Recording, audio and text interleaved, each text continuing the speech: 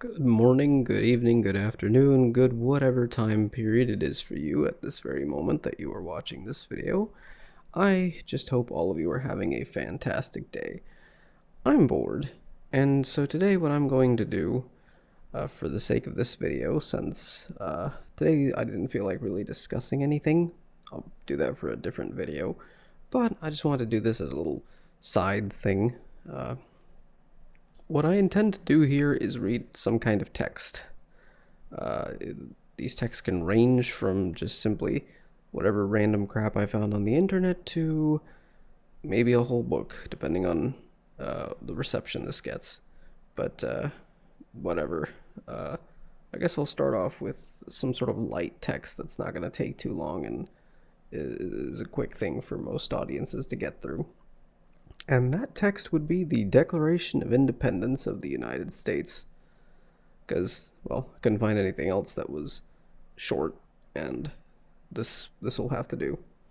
Without further ado, the Declaration of Independence, a transcription, in Congress, July 4th, 1776.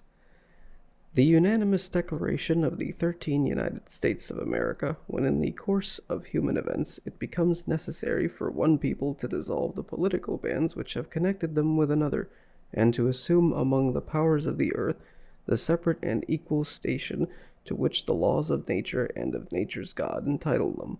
A decent respect to the opinions of mankind requires that they should declare the causes which impel them to the separation.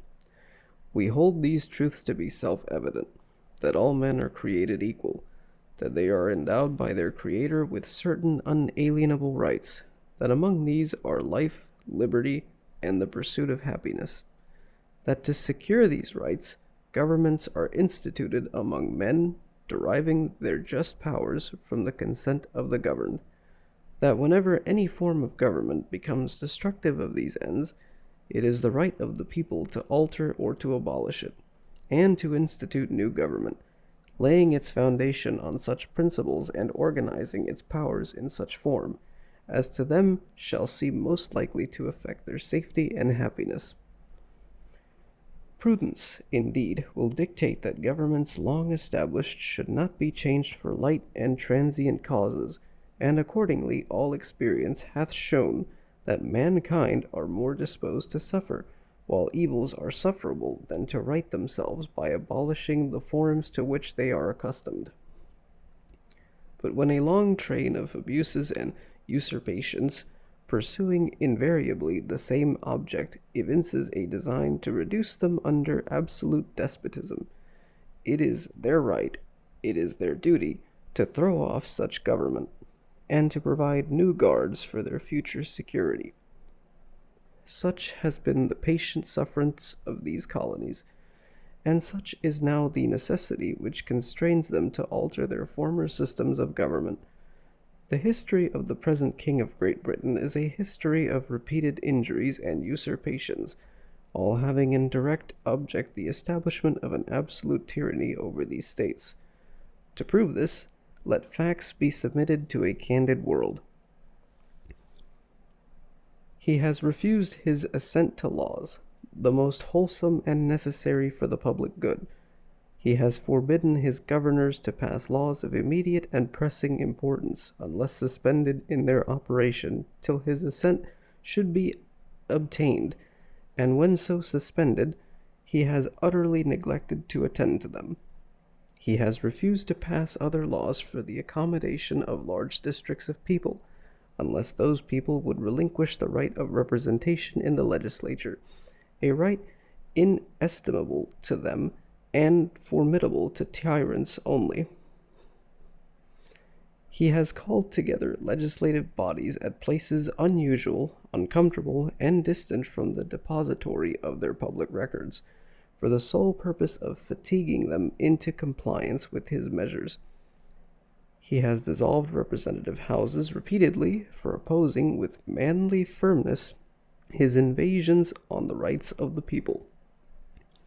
He has refused for a long time, after such dissolutions, to cause others to be elected, whereby the legislative powers, incapable of annihilation, have returned to the people at large for their exercise, the state remaining in the meantime exposed to all the dangers of invasion from without and convulsions within. He has endeavored to prevent the population of these states for that purpose obstructing the laws for naturalization of foreigners, refusing to pass others to encourage their migrations hither, and raising the conditions of new appropriations of lands.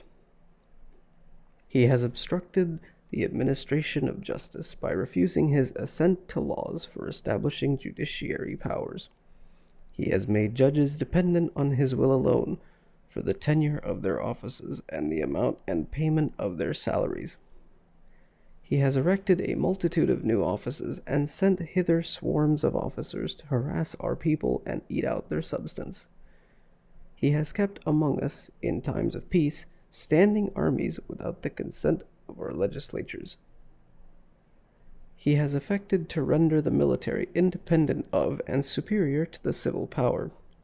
He has combined with others to subject us to a jurisdiction foreign to our Constitution and unacknowledged by our laws, giving his assent to their acts of pretended legislation, for quartering large bodies of armed troops among us, for protecting them by a mock trial from punishment for any murders which they should commit on the inhabitants of these states, for cutting off our trade with all parts of the world, for imposing taxes on us without our consent, for depriving us, in many cases, of the benefits of trial by jury, for transporting us beyond seas to be tried for pretended offenses, for abolishing the free system of English laws in a neighboring province, establishing therein an arbitrary government, and enlarging its boundaries so as to render it at once an example and fit instrument for introducing the same absolute rule into these colonies, for taking away our charters, abolishing our most valuable laws, and altering fundamentally the forms of our governments, for suspending our own legislatures, and declaring themselves invested with power to legislate for us in all cases whatsoever. He has abdicated government here by declaring us out of his protection and waging war against us. He has plundered our seas, ravaged our coasts, burnt our towns, and destroyed the lives of our people. He is at this time transporting large armies of foreign mercenaries to complete the works of death, desolation, and tyranny, already begun with circumstances of cruelty and perfidy scarcely paralleled in the most barbarous ages, and totally unworthy the head of a civilized nation. He has constrained our fellow citizens taken captive on the high seas to bear arms against their country, to become the executioners of their friends and brethren, or to fall themselves by their hands. He has excited domestic insurrections amongst us, and has endeavored to bring on the inhabitants of our frontiers, the merciless Indian savages, whose known rule of warfare is an undistinguished destruction of all ages, sexes, and conditions. In every stage of these oppressions we have petitioned for redress in the most humble terms. Our repeated petitions have been answered only by repeated injury. A prince whose character is thus marked by every act which may define a tyrant is unfit to be the ruler of a free people. Nor have we been wanting in attentions to our British brethren. We have warned them from time to time of attempts by their legislature to extend an unwarrantable jurisdiction over us. We have reminded them of the circumstances of our emigration and settlement here. We have appealed to their native justice and magnanimity, and we have conjured them by the ties of our common kindred to disavow these usurpations, which would inevitably interrupt our connections and correspondence. They too have been deaf to the voice of justice and of consanguinity. We must, therefore, acquiesce in the necessity which denounces our separation, and hold them, as we hold the rest of mankind, enemies in war, in peace friends. We, therefore, the representatives of the United States of America, in General Congress assembled, appealing to the Supreme Judge of the world for the rectitude of our intentions, do, in the name and by authority of the good people of these colonies, solemnly publish and declare that these united colonies are and of right ought to be free and independent states, that they are absolved from all allegiance to the British Crown, and that all political connection between them and the state of Great Britain is and ought to be totally disavowed, and that as free and independent states they have full power to levy war, conclude peace, contract alliances, establish commerce, and to do all other acts and things which independent states may of right to do. And for the support of this declaration, with a firm reliance on the protection of divine providence, we mutually pledge to each other our lives, our fortunes, and our sacred honor. And that concludes my reading of the Declaration of Independence. I hope you enjoyed that, and please let me know in the comments what you think. Have a great day.